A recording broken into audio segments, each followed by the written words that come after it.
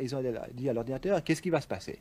L'ordinateur a montré que si tout continue de la même façon, vers les années 2030 à peu près, approximativement, donc dans 50-60 ans, il y aura une chute brutale de la population d'à peu près les 2/3. On peut dire réellement, sérieusement, aujourd'hui que l'humanité est menacée. Oui, certainement. Il est extrêmement difficile de donner un délai, si vous voulez.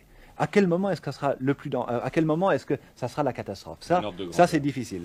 Eh bien, ce qu'on peut dire, je crois que là, ça a été étudié par différents groupes, en particulier le fameux groupe de Rome, qui est un des groupes de savants de très haut niveau, vraiment extrêmement modérés et prudents et précis dans leur méthode de travail, qui ont travaillé avec le MIT, c'est-à-dire le Massachusetts Institute of Technology de Harvard, Boston, oui. parfaitement.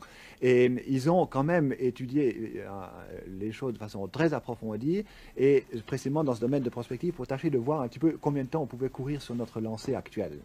Et ils ont ils ont programmé, si vous voulez, tout ceci sur des ordinateurs, et ils ont en particulier fait jouer les données principales suivantes: les investissements en capital, ou le niveau de vie, ce qui revient à peu près au même, la population, le taux d'accroissement de la population, l'exploitation des ressources naturelles, la pollution et la production d'alimentation.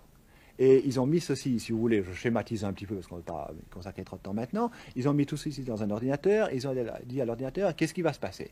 L'ordinateur a montré que si tout continue de la même façon, vers les années 2030 à peu près, approximativement, donc dans 50-60 ans, il y aura une chute brutale de la population d'à peu près les 2/3. Notez bien que ces 2/3, c'est un chiffre qu'on retrouve dans toutes les grandes catastrophes naturelles, chez les animaux, quand il y a des explosions de population chez les insectes ou chez les fameux lemmings, vous savez, ces petits rongeurs, etc., ou même chez des cerfs, des chevreuils, etc., on retrouve ce même chiffre. À peu près les 2/3 de la population disparaissent au moment où il y a eu un excès de population, une explosion de la population. Mais est-ce qu'on peut sérieusement imaginer que c'est aussi dramatique? Oui, attendez, vous allez voir, il faut continuer un petit peu ceci. Alors là-dessus, ils ont dit, bon, mais qu'est-ce qui se passe si on fait un effort énorme et on réduit la pollution de temps et temps? Totalement insuffisant, 2030, même catastrophe.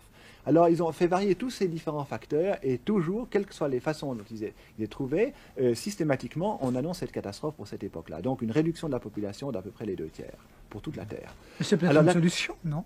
Oui, on va y arriver, vous allez voir. Ouais. Si on est dans le dernier tiers. Bon, alors là-dessus, ils ont posé le problème à l'envers. Ils ont dit à l'ordinateur, alors qu'est-ce que tu veux qu'on fasse pour qu'en l'an 2000, on soit stabilisé? Alors l'ordinateur a répondu, il faut réduire les investissements.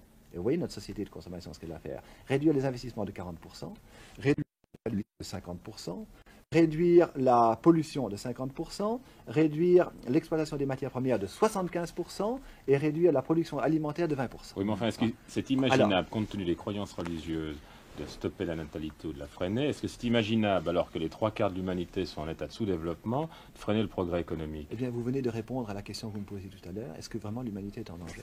Alors, vous voyez, on trouve une solution, n'est-ce pas? Et vous dites vous-même, la solution est impossible à appliquer. Ben voilà le danger.